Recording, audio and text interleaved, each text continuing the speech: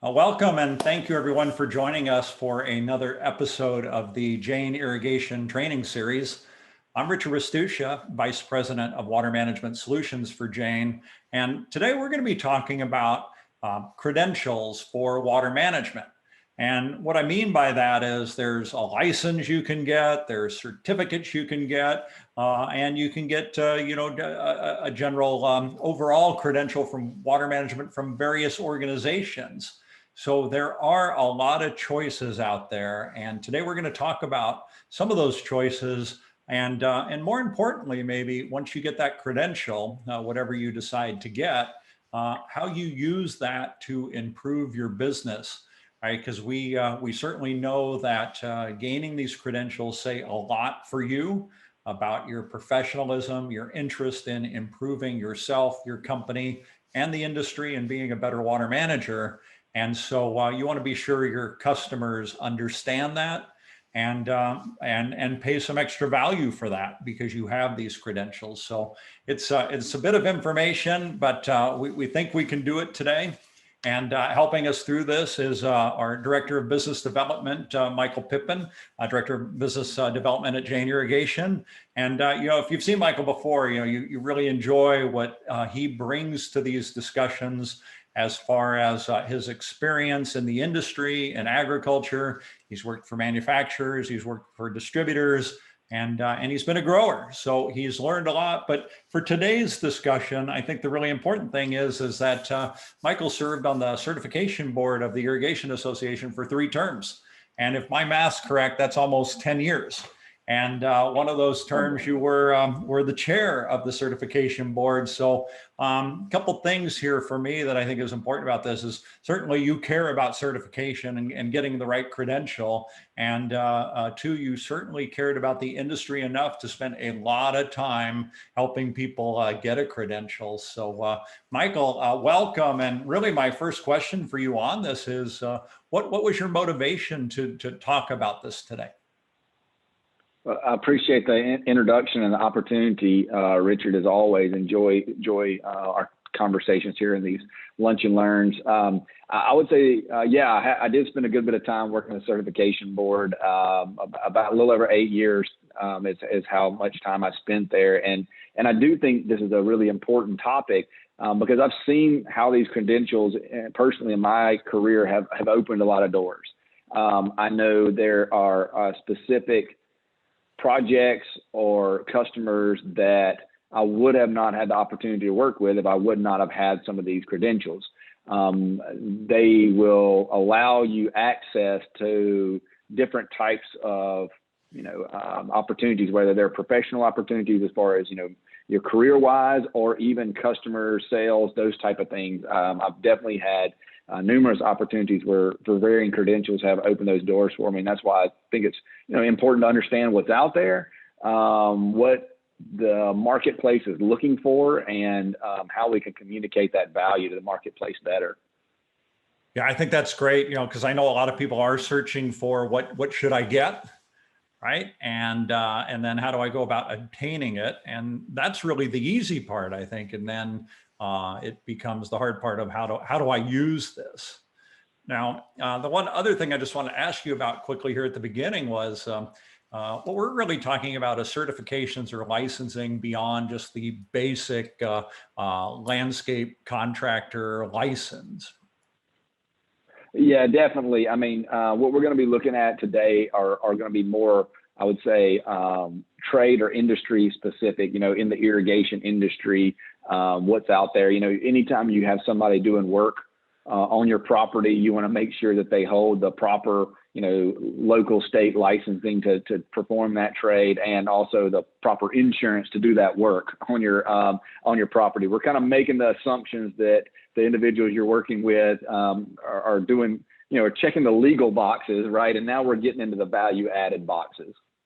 Yeah, I'm glad you made that point for a couple of reasons. One, the challenges you can have by hiring an unlicensed contractor, and so that's step one. And then step two, You could be working for a licensed contractor and have this extra credential, and that would really create some synergy for the contractor, right?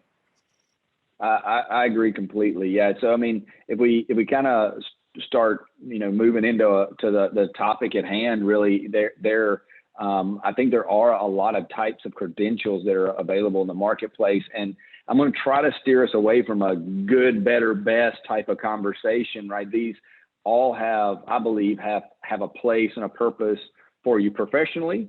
And like you alluded to, for the organization you work for, right? So, you may have this type of certificate or certification, and your supervisor may have something else, a license or thing. So these things can complement within your organization, and it also can kind of give you, where is your career path going, and where do you want to go? And I think really kind of getting an understanding of what I've kind of categorized in three pretty broad categories here are certificates, certifications, and licenses. So what are these, and why are they different, and what's the purpose for them?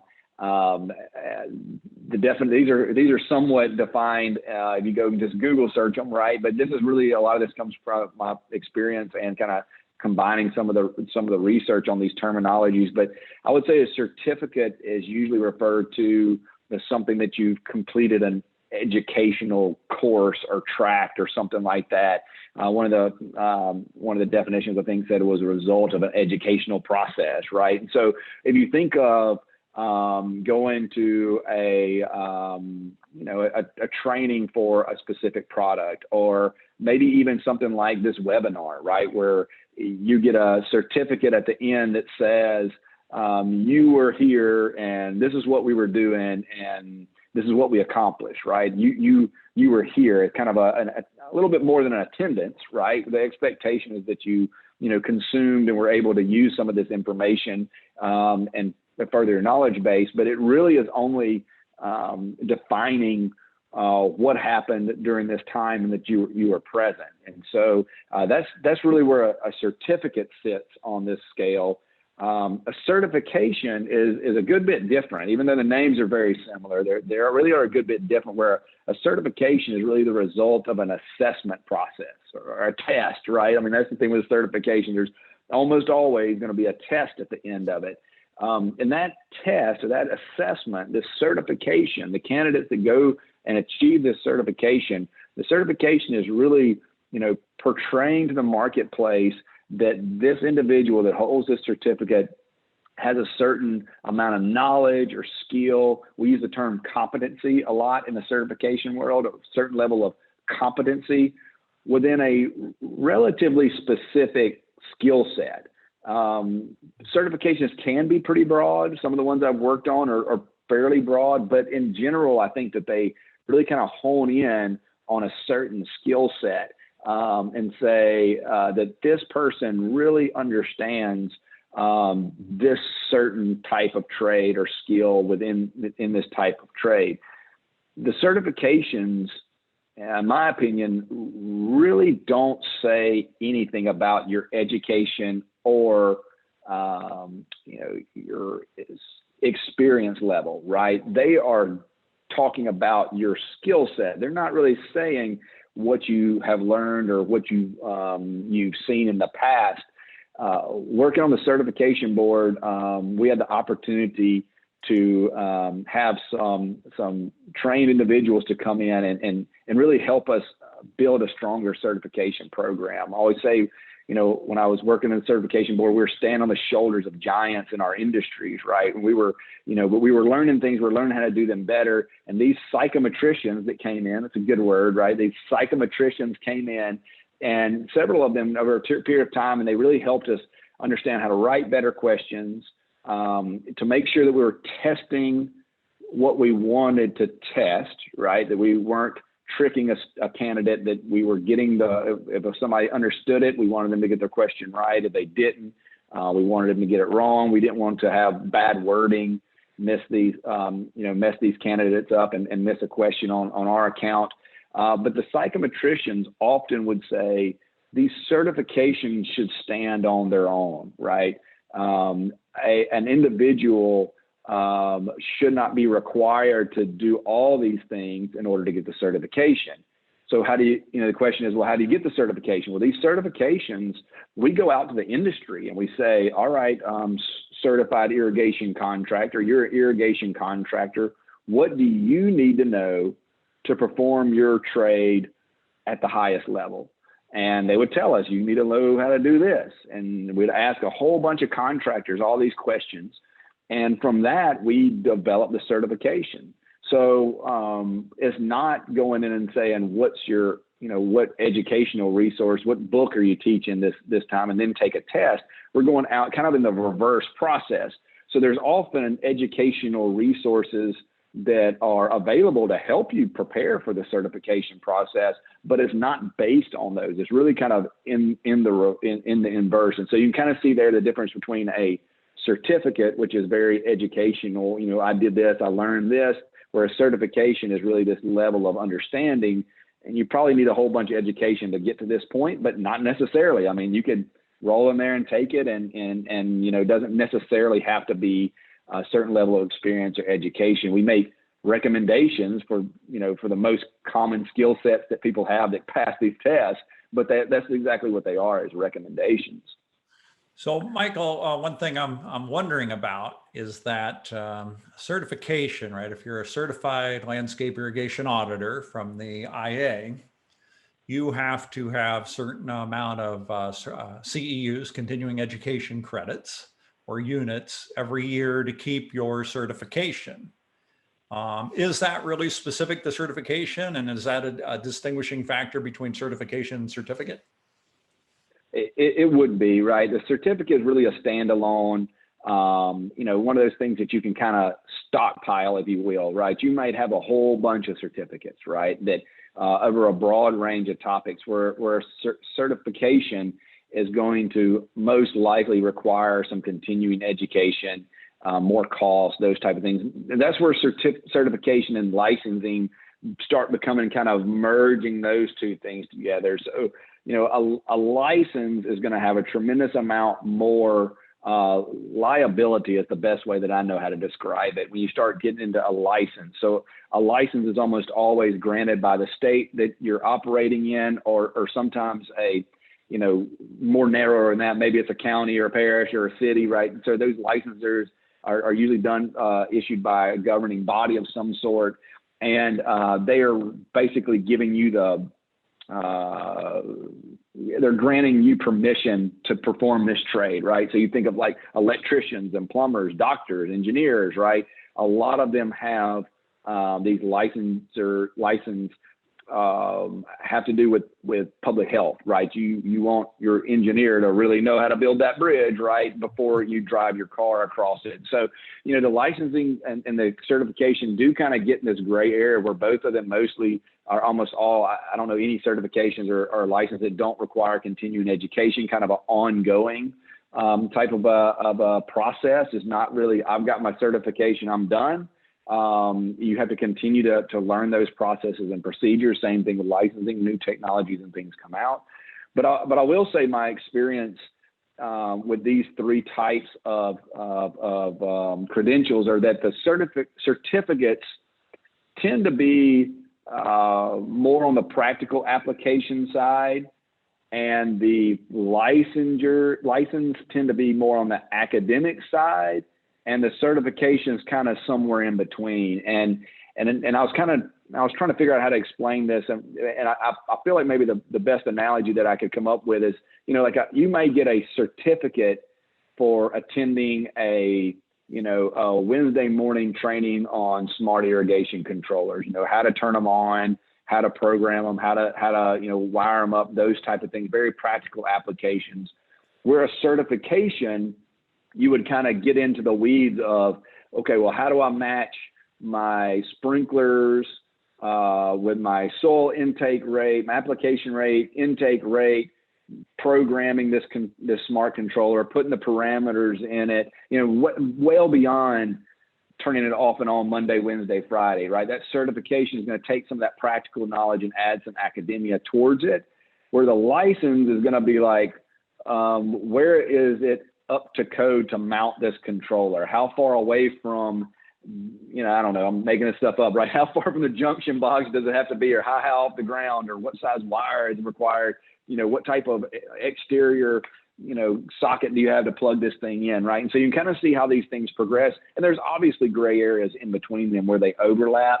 But I feel like in general terms, you see kind of practical side up at the certificate side, moving more towards academia at the licensure side, and certification kind of sitting in between the two. Okay, got it. I think I've got it, because really what I hear you saying is, depending on your role with your organization, you might need all three of these, or quite possibly, if you've got a more specific role, you might need just one of these. Yeah, I totally agree. I think that there's opportunities for individuals to hold all three, and maybe along your career path, you do that. But I think a lot of people would maybe not say that, right? Again, it's not a good, better, best. It's kind of where you fit within your role and organization. If you look at like a licensure, if you want to say that's kind of the highest level, if you will, gives you the freedom to do as much stuff. I guess that's the way that, it gives you the most freedom to operate within your trade. But I would say a licensed individual may not have the skill set that someone that holds multiple certificates does, right? They have a different skill set. It might have some more legal around, but that doesn't mean it's better. It just is a different, trying to meet a different need. So it's very, very common, and I would say even required in most organizations, especially in the irrigation industry, to have people that have these, all three, or individuals that work together. And one may have a license, the other guy has a couple of certifications, and then people, may have a whole bunch of certificates and continue to get those certificates frequently. Yeah, so then the next thing I think is important, Michael, is you take the time to get your certificate, your license, your certification. And how do we then let our customers know that we have this? I don't know that we always do a good job of this. I think probably don't do a good job of this, but I have heard more often than I probably like to admit, why do I need that, right? The comment can come across, say, I know what I'm doing. I don't need that. And that may be 100% true, right? That you absolutely know what you're going to do. But people outside of our industry, in the marketplace, may not know that, right? They may not know you, but they also just may not know what is required to perform this task in a certain way. And I think our irrigation industry, I hope that one day, we're looked at maybe like an electrician or a plumber, where people recognize that immediately. Like, there's no way that I'm going to try to do electrical work or plumbing work, I would have to hire somebody, with these credentials to do my electricity, so that I don't mess up my house or burn my house. These things, I don't know that we always get that in the irrigation industry. And I think that's why it is super important for us to have these credentials, is to give end users confidence that you have this skill set, and not that you have a certain skill set, just that we know there's a right and a wrong way to do this task, this trade. And we know what that right way is, right? And we know how to do it. And these individuals can do it, right? So it's all these things. It's that there is a right way. We know how to do it. And here are the people that can do it. And here are the reasons, these credentials are how you know that. I also think that there's a lot of accountability that goes into that, and consistency of work. I want to if I'm working on a project, and 5 years down the road, somebody comes in behind me to add on or change, or maybe technology has changed. I want them to be able to say, oh, well, this guy held his certified irrigation contractor license, or his certification, or he had his CID, certified irrigation designer certification. I'm gonna get these right in a second. He has these credentials, and so you can come behind him and know that work is good. You can be confident and evaluate in that system, and I think that consistency and accountability within our marketplace is really what will elevate all of our work, right? We want people to look for these credentials as not the we want it to be what the expectation is, not necessarily what the one person has and not everybody has. We want them to be looking for irrigation contractors and be able to see a whole list of those guys that have those certifications or license. One thing that had happened to me, an experience I had that was eye-opening, changed the way I did business going forward. It's when I was working for a contractor. I flew out to meet with this large HOA, talk about water management. And the guy I had the meeting with said, hey, I know you, I read your blog, I follow, some of the stuff you write about, but you're not the guy who's going to be managing my water. And I know that too. So what about the guy who's managing the water? What certifications does he have? What credentials does he have? And I thought, that's so true. They really want to know about the person doing the work.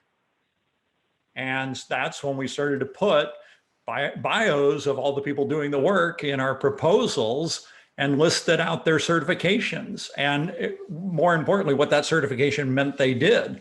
And when we started to do that, we started to really increase our success rate or our closing percentage of proposals that we put out, which, by the way, in the contracting business might be 20%, right? 2 in 10 you're getting a yes on, but we were able to increase that 5 or 6, 7 percentage points as a result of adding bios with credentials. And we noticed that, we marked it, and it did change the way we worked. You're right. That's a great example. Thank you for that of kind of raising the industry, right? And where maybe the contractor doing the final end work is maybe not even part of your organization. Most likely not if you're working in a manufacturing space like us. But with them being properly credentialed and us being properly credentialed, we have raised that value to the end user and, kind of hit some of these important topics that we talked about here, what's important and elevating all of us and giving us some accountability within the industry ourselves, right? Yeah. So, and we've got a viewer question right now, question from a viewer right now, and they're asking which certificates or certifications apply to an organization and which ones apply to an individual. I would suggest that most credentials are going to fall on the individual themselves. Now, you will get into some licensing things that are a little bit different, right? So I will speak to, like, if you have like an engineering license, you can have you as a person, an organization might have on the liability form, but that individual is the one that's licensed. And I don't know that there's any kind of certifications, license, definitely certificates where an organization would hold that and not an individual. There may be some out there I'm not aware of, but I would say by and large, the individual is going to hold those credentials and carry them with them throughout your career, and not the organization itself. Yeah. Okay. And then another question that's come in, and it has to do with the organization that gives you the certification or the credential. So if you get a certification from the Irrigation Association, what is the responsibility on the organization, on the IA, to promote that certification so that end user customers start looking for that certification? Yeah, so I think you will see more of that in the certification type of a process than you would see it in a certificate or a license. We'll get a little bit into more, where you go get these things kind of towards the end of the conversation. But I think you have to be very aware that not all certifications, or let's call it, all credentials are not created equal in terms of what the requirements to get them are. And how far they get you in a certain situation. Maybe an example. Let's see if I can think of an example really quickly. Let's say you have let's just stay within the IA and just say we have a certified irrigation contractor is really, we want to call it the most difficult, but it's definitely one of our most time-consuming certifications to get, right? And so that certification should be promoted by the organization, putting it out as being, this is what it accomplishes. And these are places that you can use that certification, and that should bring a value. Like if you're going to be working on a HOA, or if you're going to be providing, maybe some consulting services, then maybe you should have a certified ag irrigation specialist certification. And so they're just like any kind of marketing campaign, those certifications should fit a need in the marketplace. If there is no need for a certified irrigation contractor, then there shouldn't be a certification for it.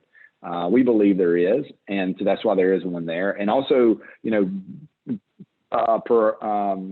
by nature, by going out into the market and pulling in information from those contractors, asking them what's important, what do you need to know, that should engage the marketplace so that certification is relevant, and we're putting new technologies in there and moving out the old outdated information into those programs. I think that's so true. It's spot on, right? Because most people know, does the contractor have a license? They know to ask that question. Maybe they don't ask it, but they know. But how do I know, right? How do I even know there's a certified irrigation certification from the IA? So if they're promoting it and they're getting organizations like Community Association International to promote it within their organizations, then these will start showing up more on bids, and there will be a request for it. I think that's great. I agree. Kind of moving it forward, how do I get these things, right? Okay, you got me, right? They're important. They can help me in my career. They help me in the organization, help in the marketplace. How do I get these things? And I think first I would ask somebody considering to go get these credentials, think about what brings you the most value, and your organization, what brings the organization the most value. How can this, where are you going on your career path? And what, do you want to go all the way to a certified irrigation designer, or are you really comfortable in the field and you want to be a contractor? Do you want to move towards the agronomy side and start looking at a certified crop advisor or a certified ag irrigation specialist? Or, what are you trying to do in your career path, and what's reasonable with what with your level of experience and education to date, right? So, where are you at right now? Where do you want to be? I always would say prepare, and then prepare some more.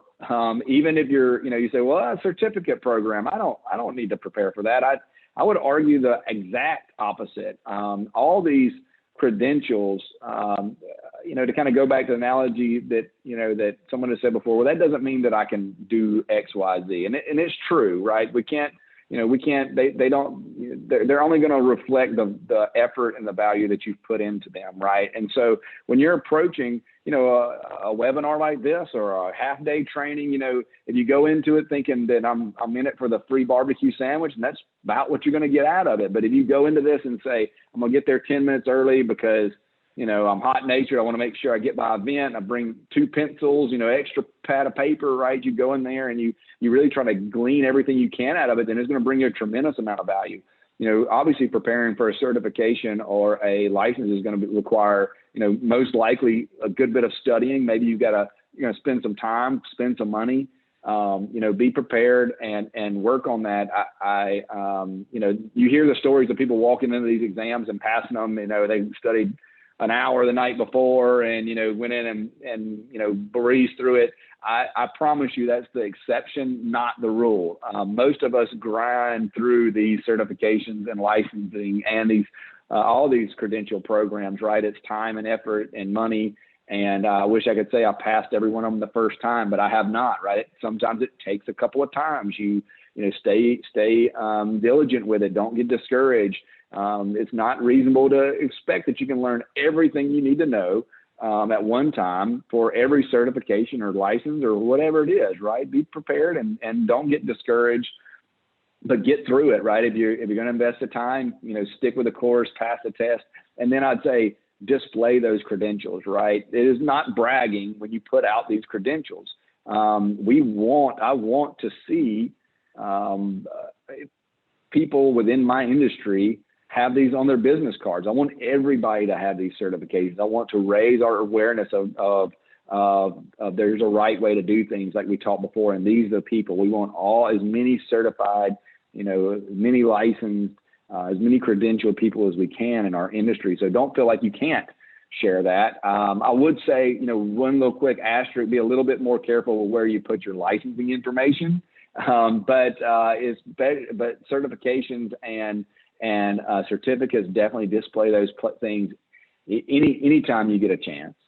And look to various types of organizations to get those credentials. I would say look at your own organization you work in. I mean, here at JAIN, we have all these webinars, and there's a tremendous amount of information. There's a very broad knowledge base. Me and Richard, we talk all the time, but our experiences and our background, our educational background, career backgrounds, very, very different. And so, if you look at, especially if you start talking about these certificates, lower cost, easier ways to get these check boxes, we don't necessarily send you a certificate of completion if you listen to this webinar today, but you ask us, we could, you can definitely use it as a CEU for most of these cases. We can, send that to you, show you registered, and use that if you're trying to further your career. Say, man, I'm applying for this job or this promotion, and hey, I listen to all these webinars, or go to your employer and say, if you want me to do this, I really want to do it, but I need your support. I need some help to get some of these certificates of completion. Suppliers like us, universities and extension offices are great places to find maybe even a higher level or a more in-depth study of a certificate. University of Florida this week was putting on an irrigation training series. And so they're out there, especially if you live close to some of the ag schools, if you work in the ag industry, if you're out Fresno State or Cal Poly, Kansas State, Texas A&M, right? The list goes on and on and on. I think for us in our certification in our industry, we have, a luxury of having a very strong trade organization that has spent a tremendous amount of time, resources and energy, everything, and not only just building, but promoting and improving the certification program that they have for this industry, and also having the educational track to help support that, right? That's pretty uncommon to be able to have a trade organization that has that much, has put that much into furthering our career, adding these credentials. There are a tremendous list of type of certifications that you can get through the IA. If you're not interested in that, there's a tremendous list of educational resources. I encourage you to take advantage of both of those, right? That is something that we have in our industry that is really uncommon, and the level of professionalism and the way those are administered is just second to none. So take advantage of that. And then also, like the state governing, right? Those are going to be the ones that help you get through your licensing, what's required, right? And I think that's also important, with our, trying to get some of this consistency and work with standards and codes, gets a little bit higher level, but right, we want to make sure we're all kind of paddling in the same direction, so that when somebody comes to us and says, for one of these licensing or codes or standards, irrigators, how do you say do this? We want to have kind of one voice and be able to communicate that clearly, and all these certifications and licensing opportunities can help do that. I'm really glad you mentioned a couple things here, Michael. One was a lot of people might think that some of these certifications are just a way to raise money for an organization. You pay your $50 or your $100 and you take a test on the internet, and in 15 minutes you have a certification. And I know that's not the case. Some of them actually have practical portions of them that require a full year of showing that you've saved water on a job. So they're not easy to get. And as a result, they're more valuable. And then, great mention that we've got over 50 of our webinars now are qualified as continuing education units for the IA. So we're real happy about that. Yeah, a lot of these things do take time. Not all certifications, certificates, licenses are not all created equal. So that's why we say do your homework. I do think that there's, two really easy ways to get this thing jump started. If you're looking for some credentials and maybe you're new to the industry, or maybe you just never have, felt like there was a good time to try to go capture some of these. But on our website, we have these irrigation training series. It looks like that y'all have done some reorganizing on these, how they're presented. It's super easy to go in and either look really specific for a certain topic you want to get brushed up on, or build your confidence level, or build your educational background, but also I want to go in there and look for some good content. You can scroll through there and just say, oh, that looks interesting, and click and go. So our website is JAINSUSA.com, JAINS USA.com. Irrigation training series is a great way to get some free content right there. And then I also, plug the irrigation show is going to San Diego, coming to Richard's hometown this winter time. I haven't been to San Diego in way too long. It's a beautiful place, a beautiful facility. And at that irrigation show is a super great opportunity to get your educational resources, take a certification test if you want to, at least learn more about that certification process. If you're not interested in that, there's a tremendous amount of free educational tracks, and then also some that are more in depth multi-day. So really anything that you would want, however you want to get into this credentialed lane here, you can find it at that irrigation show. So my contact information is on here as well. If there's anything that I can do to help steer you in the right direction, or put you in contact with somebody to help you acquire some of these credentials, just please call me or email me. I would be more than happy to share what I know. That's great, Michael. And one of the other things I just want to mention, we've got a comment from a viewer, and they're also mentioning that water providers are also providing certificate and certification opportunities. This would apply for stormwater management, qualified water efficient landscaper. That's a QUEL certification in California.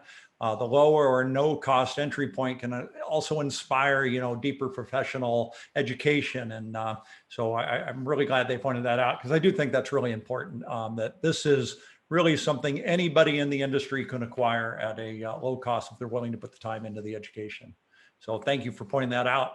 And Michael, thank you for your contact information here. So if somebody wants some advice or has a question, is this better than this for me and my point of my career, they can reach out to you.